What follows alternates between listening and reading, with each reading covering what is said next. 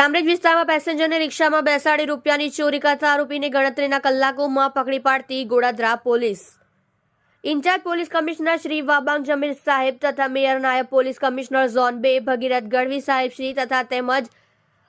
મદદનીશ police commissioner D division JT Sonara સાહેબનાઓએ આપેલ સૂચના અને માર્ગદર્શન હેઠળ police inspector Shri JC Jadav Godadara police સ્ટેશનનાઓએ નાસ્તા ફરતા આરોપીઓને પકડી પાડવા સૂચના અને માર્ગદર્શન આપેલ, જેથી સર્વેલન્સ સ્ટાફના ઇન્ચાર્જ એએસઆઈ કેડી રાઠોડનાઓની સર્વેલન્સ